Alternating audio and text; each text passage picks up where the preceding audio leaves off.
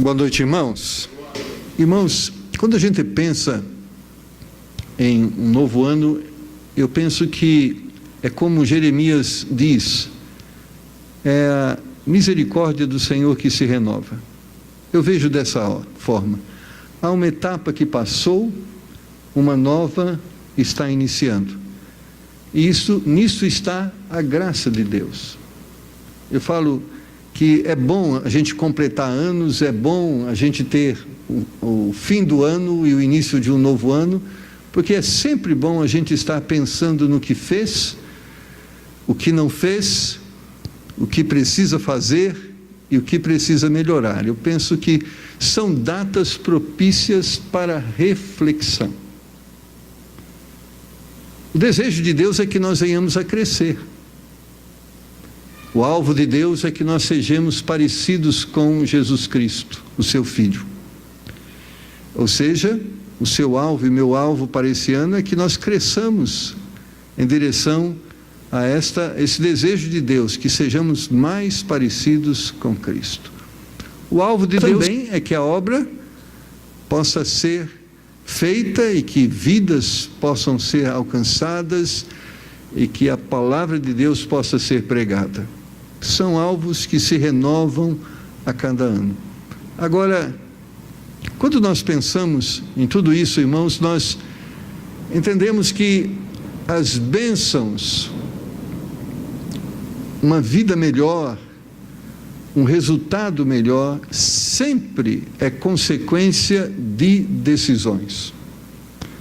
Não creio em nenhuma bênção vinda do nada. Eu creio numa bênção vinda de Deus.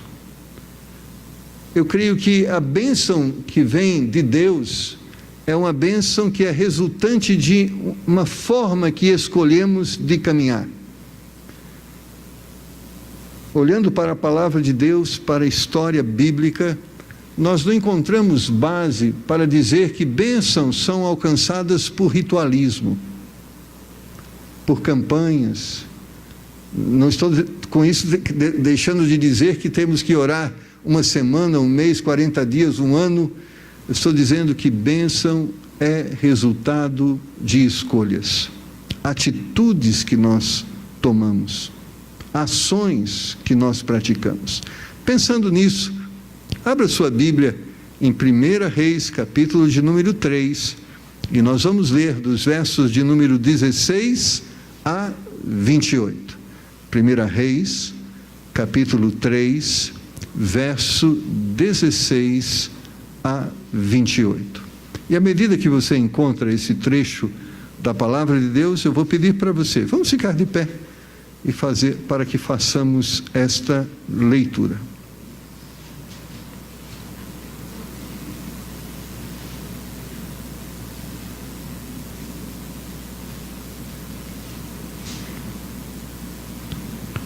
Primeira Reis, capítulo 3, versos 16 a 28.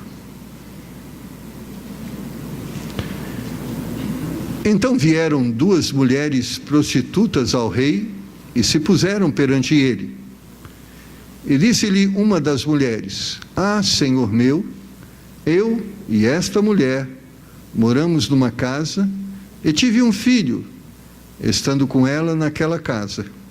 E sucedeu que, ao terceiro dia, depois do meu parto, teve um filho também esta mulher. Estávamos juntas, nenhum estranho estava conosco na casa, somente nós duas naquela casa. E de noite morreu o filho desta mulher, porquanto se deitara sobre ele. E levantou-se à meia-noite e tirou o meu filho do meu lado, enquanto dormia a tua serva, e o deitou no seu seio, e a seu filho morto deitou no meu seio. E levantando-me eu pela manhã para dar de mamar a meu filho, eis que estava morto, mas atentando pela manhã para ele, eis que não era meu filho, que eu havia tido. Então disse a outra mulher: Não, mas o vivo é meu filho, o teu filho o morto. Porém esta disse: Não, por certo o morto é teu filho, e meu filho o vivo. Assim falaram perante o rei. Então disse o rei: esta diz, este que vive é meu filho, e teu filho morto. E esta outra diz, não, por certo o morto é teu filho, e o meu filho vivo. Disse mais o rei: trazei-me uma espada. E trouxeram uma espada diante do rei, e disse o rei: divide em duas partes o menino vivo, e dai metade a uma e metade a outra. Mas a mulher cujo filho era vivo falou ao rei, porque as suas entranhas se lhe enterneceram por seu filho, e disse: ah, senhor meu, dai-lhe o menino vivo, e de modo nenhum o mateis. Porém a outra dizia: nem teu, nem meu seja, dividi-o.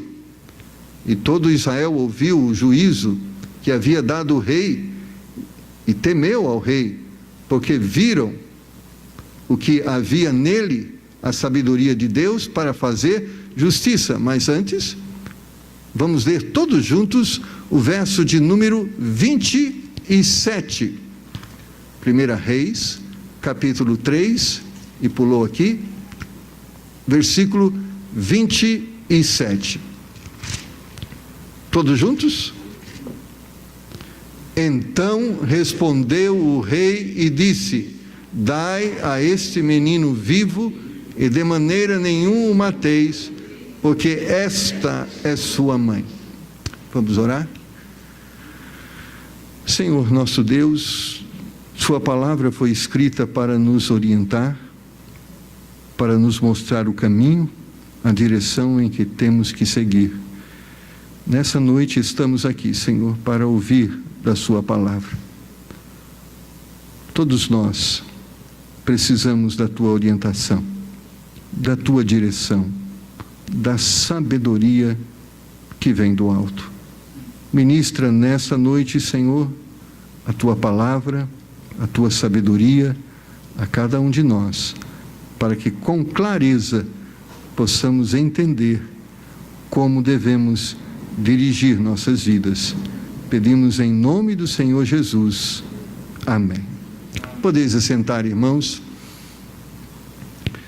Tomando decisões acertadas. Muitas pessoas chegaram ao final de 2014 e algumas delas não tinham o que comemorar.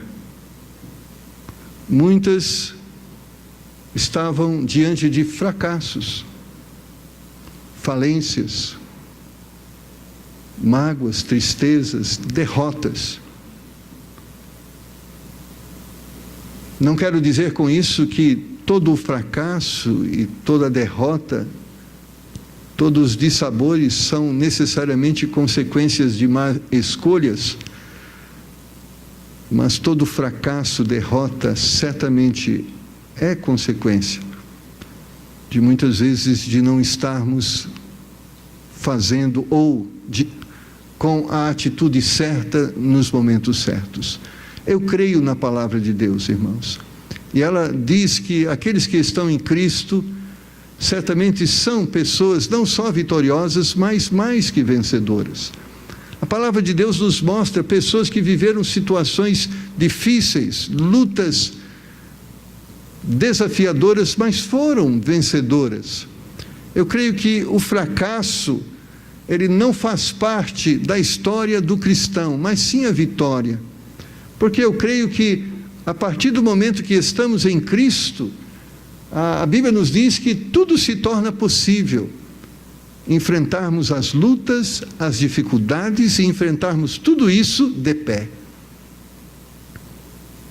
Enfrentarmos tudo isso sentindo a bênção e o poder de Deus nas nossas vidas. Mas eu creio também que o fracasso, muitas vezes, é consequência de nossas escolhas. Eu e você queremos chegar no 2015 e olhar para trás e dizermos: nós tivemos um ano de vitória. Fui vitorioso na área familiar, fui vitorioso na área financeira, fui vitorioso na área física, fui vitorioso na área espiritual, na área emocional. Eu creio que é esse o plano de Deus para mim e para você. Isso não significa que a vitória está atrelada ao plano econômico, financeiro, da Dilma, que isso depende da situação do clima durante esse ano, isso depende se as represas vão estar cheias ou vazias, porque eu creio que a nossa vitória vem do Senhor. Se nós temos um pouco de farinha na panela e um pouco de azeite na botija, e se nós não temos nada a não ser 5 pães e 2 peixinhos, não importa. Eu creio que Deus diz na sua palavra: o justo não mendiga o pão. Eu creio que Deus diz na sua palavra que maior é o que está em nós do que aquele que está no mundo. Então eu creio que em Cristo nós somos vencedores, e mais do que vencedores. Existe um caminho, sim, que nos leva a essa vida de vitória. Um caminho que foi aberto por Jesus Cristo, como ouvimos nesta manhã. O véu que estava no templo foi rasgado, e hoje nós podemos adentrar por esta porta, adentrar por esse caminho e chegar até o trono da graça de Deus. Nós podemos falar a Ele sobre as nossas dores, sobre as nossas dificuldades, sobre os nossos problemas, as nossas necessidades, e certamente se cumprirá em nossas vidas aquilo que nos diz Mateus 6,33. Todas as coisas nos serão acrescentadas, todas as nossas necessidades nos serão supridas. Agora, se adentrar esse caminho que nos leva à bênção, isso significa o quê?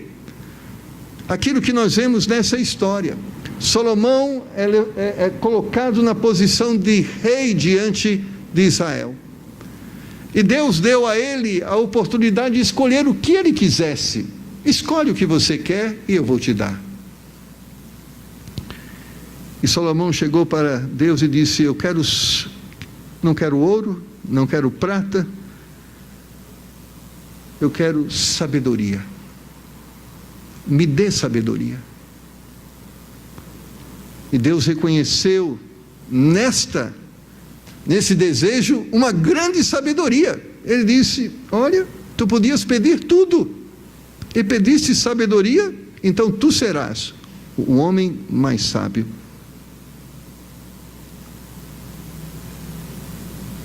E a Bíblia diz que na sabedoria que Deus lhe deu, Salomão se tornou o homem mais rico e poderoso da sua época. Irmãos, todos os dias nós estamos tomando decisões. O que comer, o que vestir, o que falar, como falar, é necessário, posso, como gastar, quanto gastar, o que fazer, como fazer, o que ver, o que não ver, ao que se unir, do que se distanciar. Todos os dias nós estamos tomando decisões. E que são essas decisões? Caminhos que nós estamos escolhendo seguir. Agora, há caminhos que vão nos levar à vitória, mas há caminhos que vão nos levar à derrota. Este mesmo Salomão que pediu sabedoria a Deus, ele escreve dizendo que há caminhos que ao homem parece direito, mas ao final serão caminhos de morte. E quando ele expressa essa verdade, ele está dizendo: existe um caminho que é orientado por Deus, que é apontado por Deus, esse caminho nos vai levar à vitória, mas existem caminhos que não é a direção de Deus para a nossa vida, não é a vontade de Deus para a nossa vida. Nós podemos até achar que é o melhor, mas ao final se revelará caminho de morte. A Bíblia nos diz em Gálatas capítulo 6, versículo 7: não erreis, Deus não se deixa escarnecer, porque tudo que o homem semear, isto também ceifará. A Bíblia diz que nós colhemos as consequências das nossas escolhas. E quando nós pensamos nisso, irmãos, qual o caminho que estamos trilhando? Em que direção estamos indo? O que tem orientado nossas decisões? O que tem guiado nossas vidas?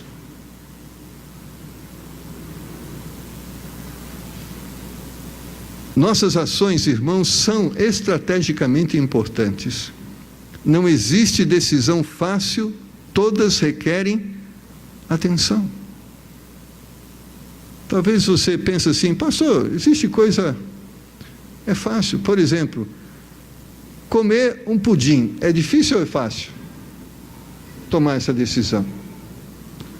Pelos olhos é fácil, mas racionalmente é uma importante decisão, porque muitas pessoas estão destruindo suas vidas físicas porque não têm tomado uma decisão certa para a sua dieta. Comer parece uma coisa tão simples, mas quantas pessoas foram irresponsáveis do seu passado quanto ao que comer e hoje estão privadas que não podem comer nada. Quantas pessoas hoje nós vemos nos jovens, adolescentes, desprezando a oportunidade de conhecer, de aprender, de se qualificar. E quando chegam no momento em que devem usufruir daquilo que aprenderam, não têm do que usufruir porque deixaram passar a oportunidade de aprender e agora, ao invés de escolher aquilo que querem fazer, têm que se sujeitar àquilo que lhes oferece. Quantas jovens que poderiam amadurecer, que poderiam se preparar para a vida e muitas vezes, por não tomarem as decisões certas, muitas vezes de uma forma precoce, têm que administrar uma gravidez e muitas vezes, ao invés de brincar de boneca, acabam tendo que criar um filho. Quantas pessoas, na ganância de ter aquilo que os seus olhos desejam ter, acabam não só não tendo o que queriam ter, mas até mesmo perdendo aquilo que tinham. Decisões são importantes. Decisões que envolvem a nossa vida física, decisões que envolvem a nossa vida financeira, decisões que envolvem os nossos relacionamentos e decisões também que envolvem a eternidade de nossa alma. Quantas pessoas postergaram para o futuro suas decisões, mesmo essas pessoas sabendo a verdade, e quantas delas tiveram as suas vidas ceifadas, seja no tempo de idade adequada, ou seja, de uma forma precoce, e hoje estão ardendo no inferno por não levarem a sério a vida eterna. Nós estávamos sexta-feira com um senhor que está com câncer em estado terminal. E esse senhor havia se entregado a uma vida dissoluta. Bebeu tudo que podia beber. Fumava, e a pessoa dizia, as piores marcas de cigarro e até aqueles importados de forma clandestina, porque era mais barato. Adquiriu um câncer de garganta e agora ainda, um senhor jovem, está com seus dias contados. Porque não julgava que a sua escolha lhe traria tamanha consequência. Todos os dias tomamos decisões que vão trazer consequências. Algumas vamos senti-las de imediato, outras vamos senti-las a curto e médio prazo, e algumas só vamos perceber depois de muito tempo. Agora, o problema é que muitas vezes as nossas escolhas não só afetam a nós, mas as nossas escolhas afetam as pessoas que estão à nossa volta. Muitas pessoas dizem assim: a vida é minha, o problema é meu, e eu faço da minha vida o que eu quero. Estou só usando o exemplo desse senhor. Assim ele pensava. Mas hoje, existe uma irmã dele que, de uma forma dioturna, se aplica em cuidar dele. A escolha foi dele, mas agora a família paga a conta. Porque as nossas decisões não só nos afetam, mas afetam as pessoas que estão à nossa volta. A sua decisão como marido afeta a sua esposa, afeta os seus filhos, afeta o presente dele e o futuro deles. A sua escolha como mulher, da mesma forma, afeta o seu marido, afeta os seus filhos e o futuro e o presente deles. A sua escolha como filho afeta a sua vida, mas também vai afetar a vida dos seus pais. A nossa escolha afeta a nossa vida, mas também, de uma forma que você não pode entender, afeta a nossa sociedade. Porque, de alguma forma, estamos ou positivamente ou negativamente afetando o meio em que nós vivemos. Nós podemos ser luz e sal, mas nós podemos ser sal insípido. Nós podemos servir a alguma coisa e nós podemos não servir a nada. Quando nós pensamos sobre isso, então, nós temos que pesar e entender, irmãos, que cada decisão que nós estamos tomando é importante e deve ser pensada. Como o pastor hoje pela manhã disse, nós temos que aprender a pensar. Sabe aquela pessoa que está hoje reclamando de dor nas costas? Muitas delas, quando você olha para o passado, foram pessoas de maus hábitos. Sabe aquela pessoa que hoje tem 65 anos e não tem uma renda suficiente para se manter? Olha para o passado e ela não administrou as oportunidades e os bens que lhe foram confiados. Nós temos que aprender a pensar e a entender que cada decisão é importante. E o problema é que nós tomamos muitas decisões emocionais, ou seja, emocionalmente. Como eu sempre digo, né, Regiara? Comer de tudo, não tudo. Mas o problema, como minha mãe dizia, e às vezes os nossos olhos são maiores do que a barriga. A gente não percebe isso agora, mas lá na frente vai ter um efeito. Nós devemos ser mais racionais do que emocionais. Às vezes, dois jovens estão querendo se casar e às vezes estão baseando o seu relacionamento pelo perfume, o cheiro dele é bom.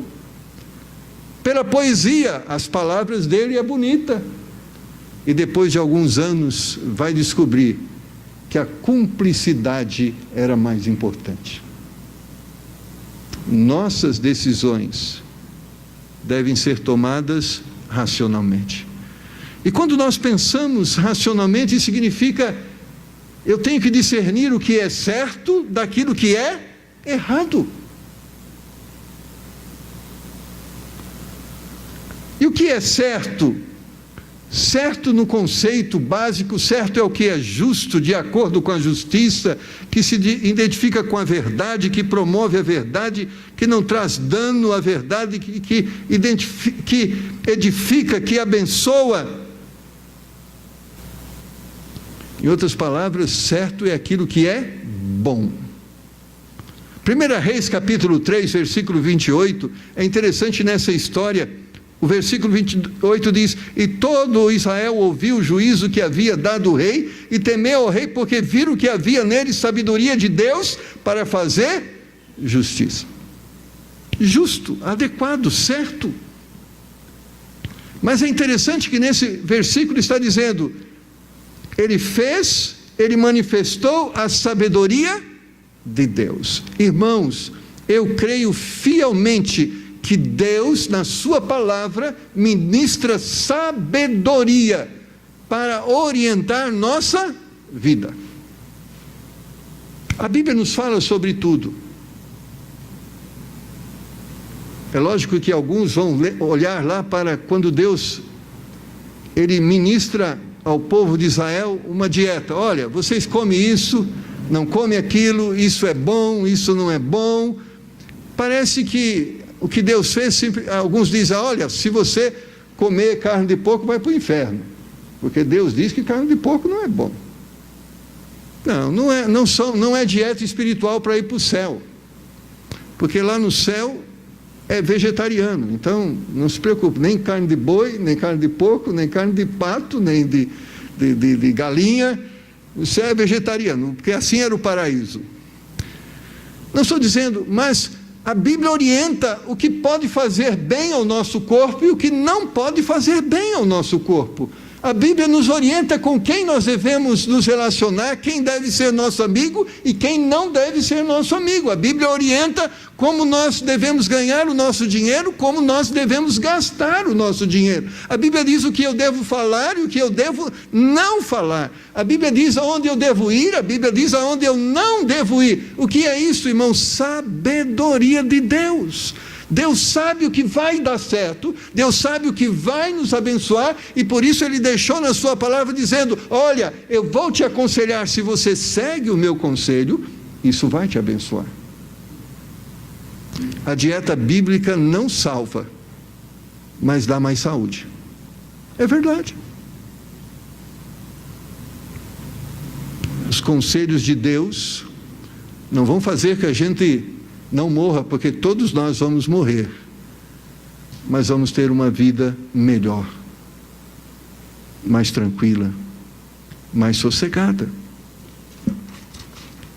Então, irmãos, a Bíblia nos diz e nos orienta o que é certo e o que é errado. Ela foi escrita para este propósito, porque quando nós nos afastamos de Deus, nós perdemos a visão do que é certo e errado. Vivemos em um mundo de confusão, e nós estamos vivendo, irmãos, em um mundo que hoje, mais do que em outros tempos, ou tanto quanto em outros tempos, o que é certo e o que é errado? O que é certo e o que é errado?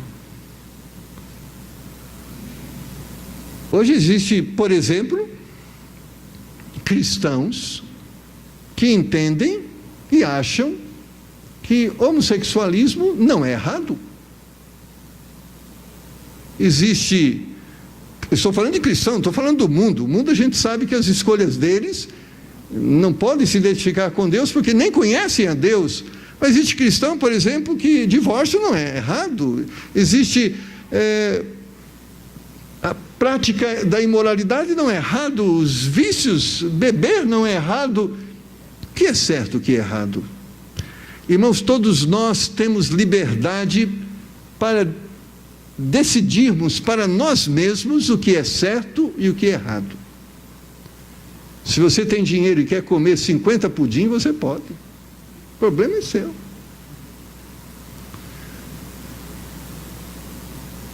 Se você acha que você pode comprar 50 garrafas de 51, o problema é seu, você pode. Agora, o problema, irmãos, é que esta liberdade um dia vai ser julgada. Porque lá na eternidade, nós não vamos ser julgados por aquilo que nós achamos que é certo, ou que nós achamos que é errado. Na eternidade, nós vamos ser julgados por aquilo que Deus acha sobre o que é certo e o que é errado. Quando estivermos diante de Deus, pouco importa o que você pensa, porque o que vai prevalecer é o que Ele pensa. Porque para o céu dele, para a eternidade com Ele, vai fazer diferença entre o que eu penso e o que Ele pensa. Jesus afirma, dizendo aos seus discípulos e à multidão, vós sereis meus amigos se fizerdes o que eu vos mando. Ele afirma à multidão, minha mãe e meus irmãos são aqueles que fazem a vontade do meu Pai. Ele determinou que comunhão com Ele é possível a partir do momento em que eu me identifico com aquilo que ele julga certo e me afasto daquilo que ele fala e nos orienta que é errado. Então a palavra de Deus deve ter um peso importante nas nossas decisões. Por isso, irmãos, como saber e reconhecer o que é certo? Nós precisamos ser orientados pela palavra de Deus, não pelo mundo, não pelo pastor, eu estou dizendo entre aspas, não pelo líder da escola dominical, não pelas leis do país. Nós temos que ser orientados pela palavra de Deus. E se a lei do país for contra a palavra de Deus, mais importa obedecer a Deus do que os homens. Se o que as pessoas pensam é diferente da palavra de Deus, mais importa obedecer a Deus do que os homens. Porque lá no Salmo de número 1 diz que o homem abençoado é aquele que? Qual homem que é abençoado? Não se detém no caminho dos pecadores, não se assenta na roda dos escarnecedores. Antes ele tem prazer na lei do Senhor, e na sua lei medita de dia e de noite. Claramente o salmista diz: se nós queremos ter uma vida abençoada, nós não temos que seguir o conselho das pessoas, o que as pessoas acham disso ou daquilo, porque pode existir até mesmo dentro da igreja pessoas que pensam diferentes daquilo que Deus determina na sua palavra. E tristemente, infelizmente, pode existir pastores segundo o coração de Deus e pastores longe do coração de Deus. A palavra é determinante, ela é a autoridade maior. Em 2 Timóteo capítulo 3, versículos 16 e 17, a palavra de Deus diz assim: toda a escritura é divinamente inspirada, é proveitosa para ensinar, para redarguir, para corrigir, para instruir em justiça, para que o homem de Deus seja perfeito e perfeitamente instruído para toda boa obra. A Bíblia é a voz de Deus, não é a voz de homens. Apesar que foi Moisés, que foi Daniel, que foi Pedro, que foi Paulo que escreveram, mas foram estes homens inspirados pelo Espírito Santo de Deus, ou seja, Deus disse o que eles deveriam escrever, e eles escreveram não o que eles pensavam sobre a vida, mas eles escreveram o que Deus pensa, ou o que Deus diz que é a vida. Então a palavra de Deus deve nos orientar como nós devemos criar nossos filhos. A palavra de Deus deve nos orientar como nós devemos nos relacionar com o nosso cônjuge. A palavra de Deus deve nos orientar como nós devemos tratar na área financeira. A palavra de Deus deve determinar como nós devemos tratar com nossos próprios corpos, porque a palavra de Deus é inspirada por Deus para trabalhar na nossa vida, para que nós possamos ser pessoas perfeitas e perfeitamente instruídos para toda boa obra.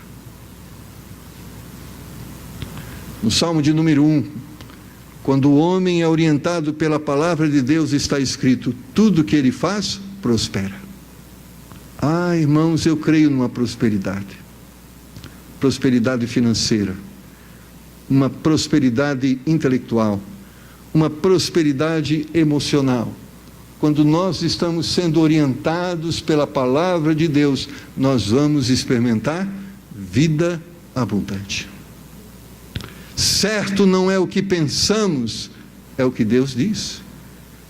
Então nós temos que submeter nossas vidas à palavra de Deus. Nós temos que aprender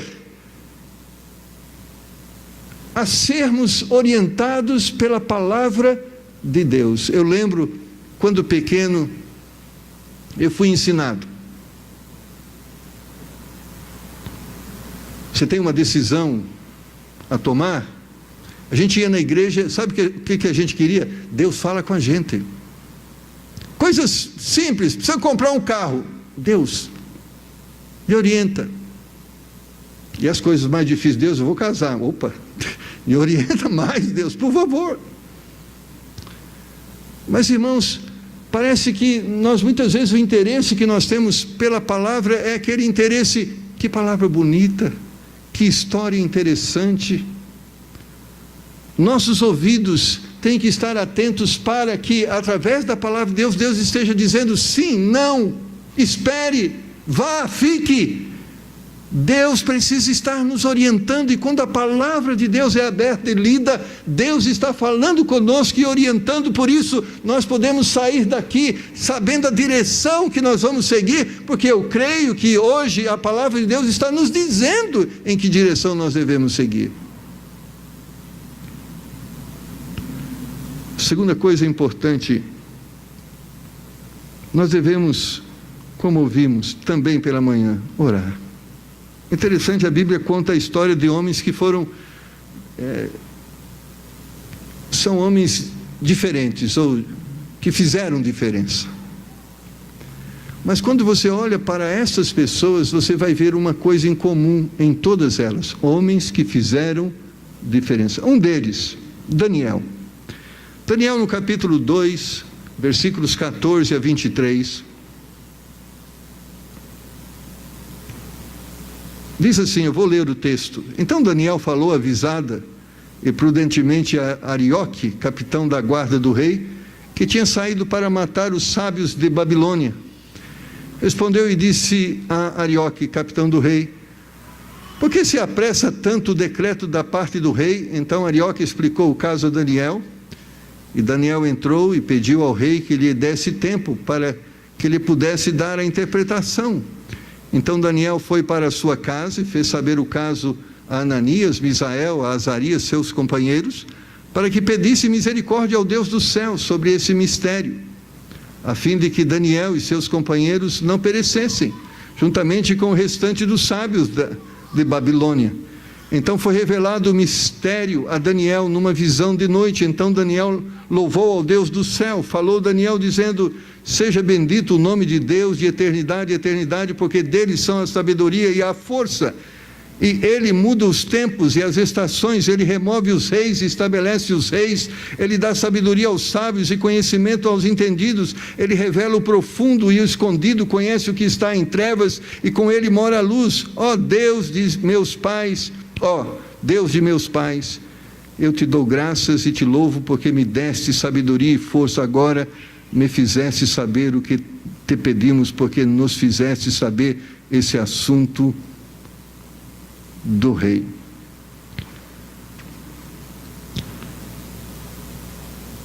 O rei sonhou e não sabia, não entendia o que significava o seu sonho. Ele chamou os sábios e disse assim: vocês vão interpretar o sonho. E ninguém interpretava. Ele ficou tão bravo, ele é rei, então mata todo aquele que se diz sábio. É interessante isso, porque compareceu diante deles as pessoas que se diziam, que eram vistas pela sociedade como sábios. E aqui, irmãos, nesse exemplo, Daniel, como Ananias, Misael e Azarias, estava no meio dessas pessoas que eram tidas como pessoas inteligentes e pessoas sábias. Mas é interessante o testemunho de Daniel a Nabucodonosor. Ele diz: existe uma sabedoria, sim, mas essa sabedoria vem de Deus. E o que Daniel fez? Ele convocou os seus companheiros para orarem, para que Deus desse esta sabedoria. Irmãos, o que é isto? Todos nós podemos ter conhecimento. A faculdade nós aprendemos, com a vida nós aprendemos, porque existem muitas pessoas que têm conhecimento sem nunca terem entrado numa faculdade. Aqueles que se formaram na faculdade da vida, eles têm conhecimento, já viram muita coisa, já passaram por muitos momentos. Nós aprendemos muitas coisas vendo, nós aprendemos muitas coisas sentado numa escola, mas existe uma coisa: como usar esse conhecimento. Isso precisa de sabedoria. Irmãos, e sabedoria só Deus pode dar. Nós podemos, com o conhecimento que temos, fazer coisas terríveis. Como existe hoje pessoas cheias de conhecimento que estão usando o seu conhecimento para roubarem, para matarem, para destruírem. Eu estava vendo um comentário sobre os que estão relacionados no problema da Petrobras, como eles criaram uma rede, como nós podemos dizer, uma rede de quê? De corrupção. Um negócio engenhoso, para que fosse difícil de alguém descobrir como isso se dava. Irmão, você pode ter certeza, muito do que se sabe hoje, se sabe porque alguém disse: olha, o que eu posso ganhar se eu falar? Porque se não falar, fica difícil. Conhecimento, intelectualidade para o mal. Agora, Deus pode nos revelar a verdade e nos capacitar para usar esta verdade de uma forma que ela produza bênçãos. Daniel conhecia Deus, ele sabia quem era Deus, ele conhecia do poder de Deus, ele tinha o conhecimento das verdades de Deus, e agora, diante daquele fato, como aplicar esse conhecimento, ele não sabia, mas Deus podia dar a ele o entendimento para aplicar aquilo que ele sabia acerca de Deus. Ele diz aqui o que ele entendia de Deus. Ele diz: ele muda os tempos e as estações, ele remove os reis, ele estabelece os reis, ele dá sabedoria aos sábios e conhecimento aos entendidos. Ele diz: eu sei de quem é Deus, mas agora Deus está me revelando aquilo que você está perguntando. Esse conhecimento eu sei, mas agora vamos aplicar a sua necessidade. E Deus deu a revelação. Sabe uma coisa, irmãos, que vai nos fazer termos uma vida tranquila? Nós temos que aprender a perguntar a Deus como usar aquilo que Ele tem nos ensinado. Nós temos que aprender a perguntar a Deus: me dá entendimento aquilo que Ele tem colocado diante dos nossos olhos. Ou, em outras palavras, nós temos que aprender a orar. Irmãos, como nós ouvimos, e não é uma repetição redundante, Jesus teve uma vida de vitória, mas uma das coisas que Jesus fazia, ele orava. Outra coisa que ele fazia, ele seguia a orientação do Pai. Se nós quisermos uma vida de vitória, nós temos que seguir a orientação e nós temos que orar. Você quer ter uma vida de vitória? Como diz, como é que chamava o crente lá? O crente das 6 horas. Achei interessante. Eu comecei a lembrar dos crentes. Eu já conheci algumas pessoas. Pastor, o senhor é crente, senhor, 6 horas por nós. Eu falei assim: está aqui um folheto, endereço da igreja. Não, pastor, mas eu não posso ir, mas o senhor pode orar por nós. Deus ouve mais a oração de pastor. Deus não ouve mais a oração de pastor, não, irmão. Nós não estamos num degrau mais perto de Deus, não. Nós estamos no mesmo patamar. Porque o véu que se rasgou dá acesso tanto a mim quanto a você, e a Bíblia diz que é a oração do justo que pode muito em seus efeitos. E se nós estamos em Cristo, e se nós fomos perdoados e lavados pelo sangue do Cordeiro, você é tão justo como eu, e você pode falar tanto com Deus quanto eu. Logo, Deus pode ouvir tanto a minha oração como a tua, e louvado seja Deus por isso. Mas é interessante, as pessoas não querem nem ter a atitude de ir buscar a Deus. Eles querem que outros busquem por Ele. Olha, 6 horas por mim lá, 6 horas por mim lá, 6 horas por mim lá. Conhece alguém assim? Irmãos, nós temos que aprender a orar. Às vezes você não entende por que tem oração domingo às 8 horas da manhã. A igreja é uma escola que vai ensinar a você o valor da oração. Irmãos, quem não ora domingo às 8 horas da manhã, você acha que vai orar segunda, 3 horas da manhã, 5 horas da manhã? Não vai. Porque se 8 horas é difícil, 5 horas da manhã, que era a hora que Jesus ia orar.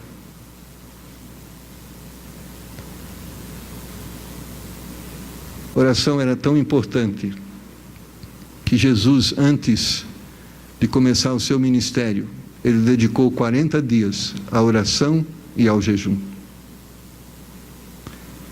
E nós muitas vezes não vemos como importante diante do novo dia, diante das oportunidades que vão surgir, dos desafios, nós não julgamos importante sermos orientados por Ele, por Deus, para os desafios. Mas sabe o que é triste?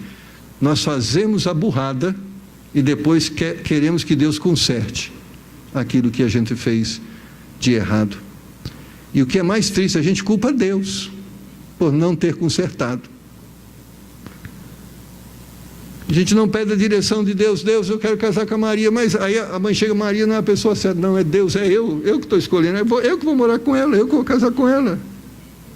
Deus, eu só quero a sua ajuda para dar certo. Deus fala, tá bom. Aí casa com a Maria, chega lá, Deus, Marieta é aquela pessoa ruim, mas sua mãe não falou, mas seu pai não falou, o vizinho não falou, mas Deus, eu quis casar então. Você quis casar, o problema é seu, mas Deus agora resolve o problema. Deus, eu creio, irmãos, que Deus quer transformar o coração da Maria, da Marieta, de todos nós, amém? Mas às vezes, o problema é que muitas dessas pessoas não querem ser transformadas por Deus, e a culpa não é de Deus. Eu creio que nós podemos orar, e pela graça de Deus, vemos essas pessoas transformadas, mas escuta, mas às vezes o preço, o custo é tão alto, e nós não precisávamos pagar por isso. Eu creio que hoje Deus pode me abençoar ao ponto de que a bênção de hoje possa ser um bálsamo para os meus pecados de ontem. Eu creio nisso. Mas eu creio também quanta dor eu podia ter evitado se eu tivesse ouvido Deus. Se eu tivesse buscado a Deus, a direção de Deus. Porque eu creio, irmãos, que o caminho de Deus é perfeito. Eu não estou dizendo que existem pessoas perfeitas. Eu estou dizendo que aquilo que é de Deus sempre nos abençoa. Sempre ao final vai nos levar a uma vida de alegria e de paz. A terceira e última coisa, irmãos, que eu gostaria, nós temos que discernir o que é certo e o que é errado. Nós temos que submeter nossos pensamentos e desejos à palavra de Deus, porque ela diz o que é certo e o que é errado. E o terceiro, nós temos que agir nessa direção. O problema é que nós muitas vezes temos uma fé emocional ou intelectual. Eu tenho certeza, irmãos, que a maioria de todos nós que estamos aqui sabe o que é certo e o que é errado. Por exemplo, você sabia que mentir é pecado? Sabe? Você sabe. Você sabia que falar palavra torpe, ou seja, ofender, agredir o nosso próximo com palavras inadequadas, é pecado? Você sabe. Você sabe que desejar uma mulher que não é sua é pecado? Você sabe. Mas apesar que a gente sabe de tudo isso, nós muitas vezes não fazemos aquilo que sabemos que não é certo. Nós fazemos o que é errado. Então muitos de nós sabem, conhecem sobre Deus, conhecem sobre a palavra de Deus, sabem discernir através da palavra de Deus, isso é certo e errado, mas muitas vezes insistimos no erro. Porque o conhecimento, irmãos, da verdade não nos liberta, mas é a prática da verdade que vai nos libertar. Saber que mentir é pecado não vai aliviar em nada a nossa dor se nós temos mentido. Por outro lado, quando nós sabemos que algo é errado e nós insistimos em fazer, isso aumenta a nossa dor. Porque percebemos sim que aquilo que estamos sofrendo é consequência dos nossos erros. A Bíblia diz: a quem muito foi dado, muito será cobrado. Quanto mais nós conhecemos, mais responsabilidade nós temos. Ah, pastor, que bom, nem quero estudar a Bíblia porque assim eu não tenho o conhecimento, logo não vou ter muita culpa. O problema é que também está escrito: aquele que sabe fazer o bem e não faz, comete pecado. Existe o pecado da omissão. Está aqui a palavra de Deus e você não consulta, é tão pecador quanto aquele que consulta e não pratica. Porque ao final nós vamos ser julgados por aquilo que Deus pensa e não por aquilo que nós pensamos. Romanos capítulo 1 diz que todo homem é indesculpável diante de Deus. Hebreus 11:8 diz: pela fé Abraão, sendo chamado, obedeceu, indo para o lugar que havia de receber por herança, e saiu sem saber para onde. O problema, irmãos, de andar na direção de Deus exige fé.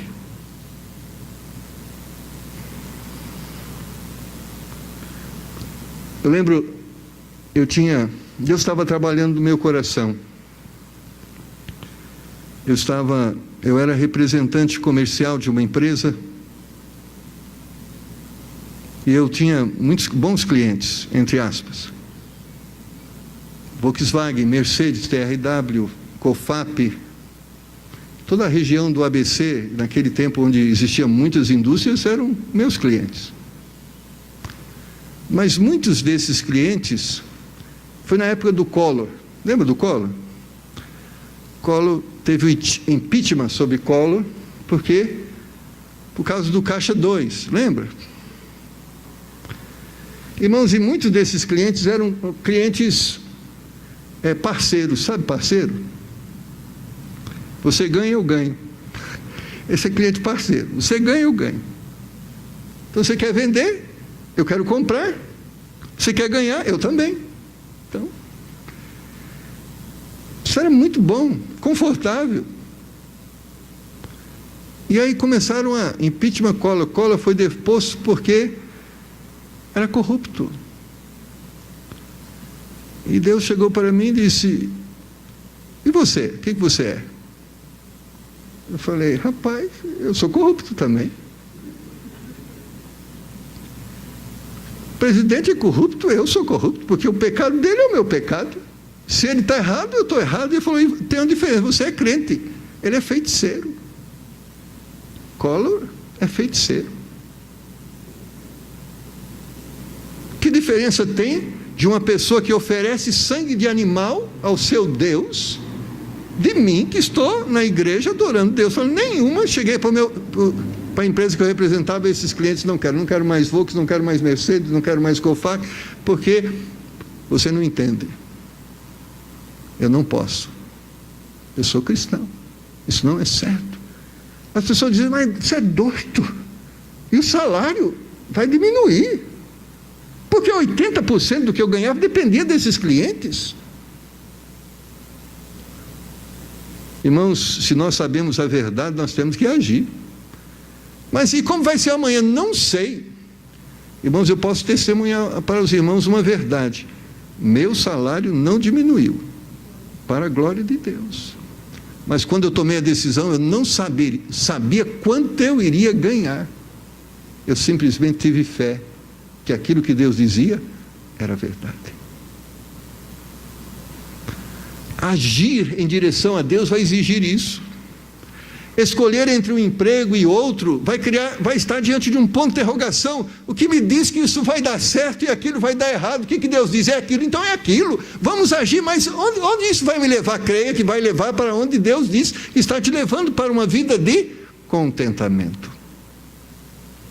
Porque, irmãos, nossas decisões não têm bolinha de cristal. Sabe aquele negócio? Você está olhando assim, olha lá, está aparecendo lá um carro, está aparecendo uma casa, palácio. É decisão que Deus fala assim: entra por aquela porta. O que tem do outro lado da porta? Não interessa, só entra por lá. É o que você precisa, estar do outro lado da porta. Irmãos, nós temos que sair do cristianismo emocional para um cristianismo prático. Se Deus diz que mentir é pecado, eu falo a verdade, doa quem doer. Se Deus diz que não deve fazer isso, Deus disse, porque muitas pessoas, irmãos, estão assim. Por exemplo, o que você acha de contrabando? É crime? É crime? é crime. Como chama aqueles negócios que as pessoas vendem lá? Tem muita Santa Ifigênia, aquele CD, pirataria. Pirataria é crime? É ou não é? Mas você sabia que crente compra, alimenta o mercado de pirataria? Você sabia que crente alimenta o mercado de contrabando? Você sabia que crente muitas vezes alimenta o mercado de roubo de carro? É crime. E a Bíblia diz que tanto nós nos tornamos pecadores quando roubamos, como apoiamos aqueles que roubam. Nós sabemos disso, mas como é difícil. Mas pastor, se a gente for honesto nesse mundo, nós estamos perdidos. Perdidos nós estamos se formos na direção deste mundo. Mas pastor, o programa custa R$1.000 e esse custa R$5. É crime. Nós temos, irmãos, que aprender a julgar pecado como pecado. O nome de pecado chama pecado. Nós temos muitas vezes aquela visão de Robin Hood. Nós roubamos do rico para dar para os pobres. Irmãos, e nós estamos alimentando o mundo da criminalidade. Comprar sem nota fiscal poupa muito dinheiro. Poupa? Ou nos amaldiçoa com muito dinheiro? Ou com pouco? Irmãos, honestidade faz parte do caráter do cristão. Não importa quanto pagamos, quanto nos custa sermos honestos. Mas ser honesto é padrão e deveria ser um padrão do cristão, não importa. Eu vendia alguns computadores e montava em alguns deles, né? Você monta o computador? Monta. Quanto custa um computador? R$1.000. E o programa? O programa custa mais 1.000. Mas não tem aquele... Tem. Só que eu não faço. Irmãos, é mais barato fazer o que é errado. Eu sei que é. É mais caro fazer o que é certo. É. Quanto custou para Jesus morrer na cruz? Muito caro. Porque era certo. A justiça de Deus exigia que o pecado, que o homem pecador sofresse as consequências do seu pecado. Irmãos, eu paro para pensar o que Deus pensa sobre o pecado. O que Deus pensa sobre o pecado está revelado na cruz de Cristo. É aquilo que Deus pensa sobre o pecado. O pecado gera morte. Quando eu olho para o sofrimento de Cristo, eu posso perceber o que Deus pensa sobre o pecado. Porque, irmãos, muitas vezes nós estamos relativando o pecado. O pecado ainda continua sendo pecado, e Deus pensa tão seriamente como pecado, que fez com que Cristo sofresse da forma que Ele sofreu para nos remir dos nossos pecados. Saber o que é certo é muito bom, orar, ler a Bíblia é muito bom, mas se não agir na orientação da palavra de Deus e não agir na direção de que Deus aponta, não adianta nada. Não podemos ficar só no emocional, no intelectual, até mesmo no espiritual. Devemos ter atitudes, decisões devem ser praticadas. Você acha que ler a Bíblia é importante? Então comece a ler. Você acha que orar é importante? Comece a orar. Você acha que mentir é pecado? Deixe de mentir. Você acha que imoralidade é pecado? Busque a santidade. Onde isso vai te levar? A uma vida de prosperidade, a uma vida de bênção. Irmãos, quando nós vivemos a palavra de Deus, Deus não tira nada de nós. Você não vai ficar mais pobre sendo honesto na direção de Deus. Você não vai ficar infeliz obedecendo o Senhor. Por outro lado, você vai ser abençoado. Esse negócio de que ninguém pode ser honesto nesse mundo, isso é uma mentira. Nós podemos ser honestos. Nós podemos pagar os nossos impostos. Nós podemos comprar com nota fiscal. nós podemos falar a verdade. E mesmo fazendo isso, nós podemos ser felizes. Nós podemos ter tudo o que precisamos ter. Talvez vai demorar algum tempo, mais tempo do que alguns demoram, mas não importa. Sabe o que é importante? É dormir tranquilo. Sabe o sono do justo? Deus pode voltar hoje. Estou pronto para encontrar com Ele. Deus pode aparecer agora diante da minha presença e eu ter um coração santificado pelo sangue do Cordeiro e poder fitá-lo com paz, sabendo de que os meus pecados foram confessados e a minha vida tem sido vivida em direção a Ele e à sua vontade. Irmãos, hoje lamentamos pelas decisões erradas que tomamos no passado. Nos culpamos pelas oportunidades perdidas, mas insistimos nos mesmos erros. Então tem que chegar um momento, vamos mudar a nossa sorte.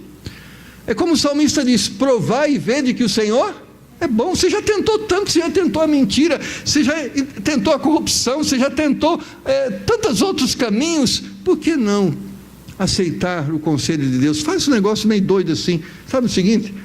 Agora eu vou ser guiado por Deus durante esse ano. Vamos fazer um compromisso? Você deixa de mentir, deixa de comprar produto pirataria, você vai ser honesto com Deus naquilo que Ele diz que você deve ser honesto. No final do ano, você terá a liberdade de chegar até aqui e dizer: olha, eu fiz tudo que a Bíblia disse que eu deveria fazer e não deu certo. Você vai ter a liberdade. Porque sabe, irmãos, a Bíblia é tão verdade que um ímpio que não crê em Deus, que não acredita no céu nem no inferno, se ele seguir esta verdade, ele será um homem bem-sucedido aqui na terra, mesmo que terá uma eternidade no inferno, porque essa verdade não é verdade de crente, é verdade de Deus, que quando vivida, abençoa aqueles que a praticam. Nós precisamos de Deus, e Deus está disposto a nos orientar para que nossa vida seja melhor. Eu quero encerrar lendo Jonas 4:11.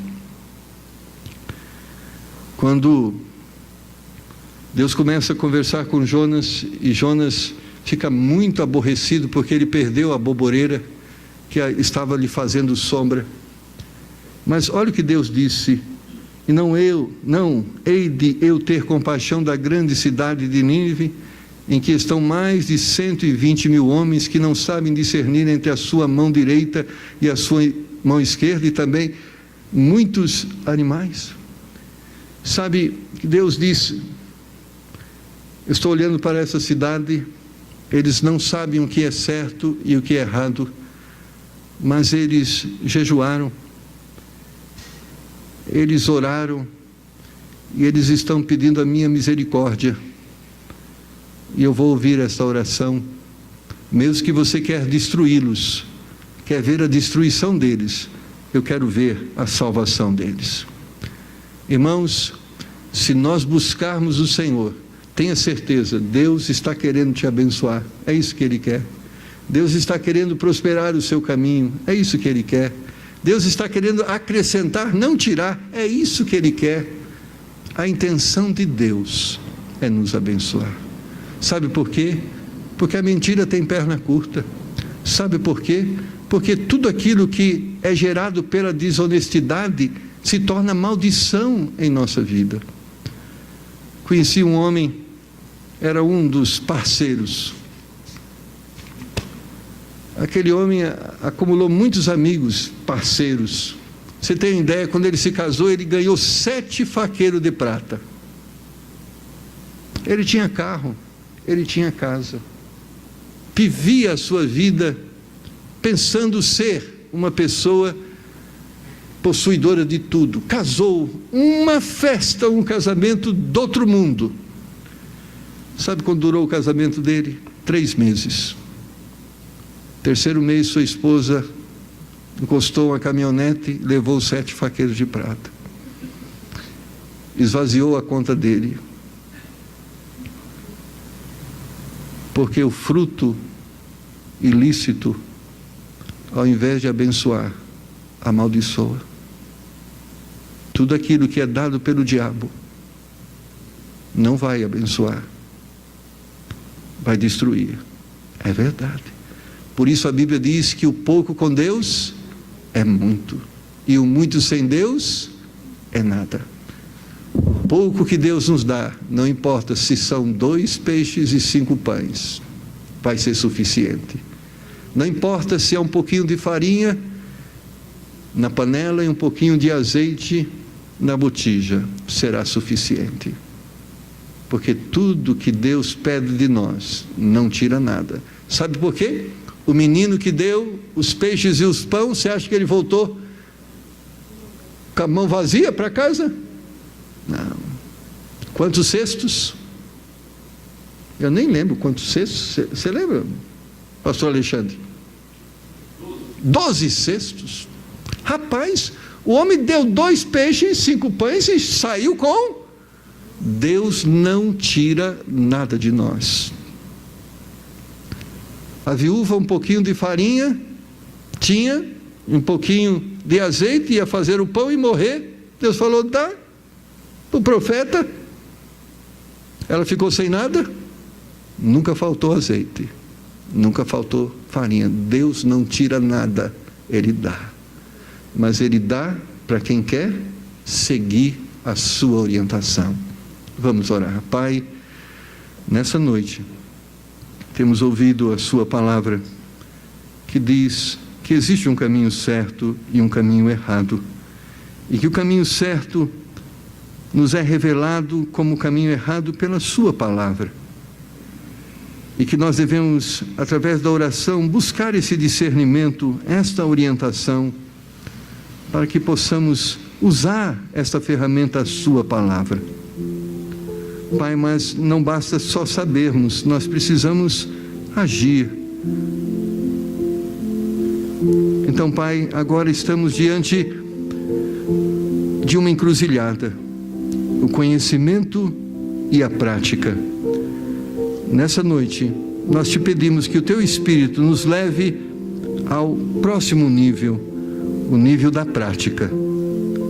Que tudo aquilo que foi falado possa agora se transformar em atitude, que pessoas que desprezam a Tua palavra possam passar a amá-la de tal forma, a considerá-la para cada decisão, para cada momento de suas vidas. Pessoas que começam e terminam esses dias, os seus dias, sem nem mesmo buscar o discernimento e a orientação de Deus, que possam a partir de hoje considerar a comunhão da oração como necessária e essencial para as suas vidas. Pai, mas acima disso tudo, existem pessoas que já sabem, eles sabem o que é certo, eles sabem o que é errado, e agora eles precisam só praticar, eles não precisam ser mais instruídos, eles já sabem. Pai, ajuda-os agora a crer nesta verdade, ao ponto de se submeter a ela. Ó Pai, nos ajuda a transformarmos, a mudarmos nossa sorte. E nós cremos que tudo será diferente se nós realmente crermos ao ponto de transformarmos em prática aquilo que o Senhor está nos ensinando. Deus falou com você nessa noite, te fez entender algumas coisas, te fez você a refletir sobre outras coisas, e você gostaria de tomar uma decisão nessa noite. Pastor, eu estou pronto a dizer para Deus que eu quero que Ele dirija a minha vida, eu quero ser orientado por Ele, por sua palavra. Ore por mim. Se Deus tocou no seu coração e você está pronto para tomar essa decisão, levante a sua mão, eu quero orar com você. Amém, amém, graças a Deus, amém.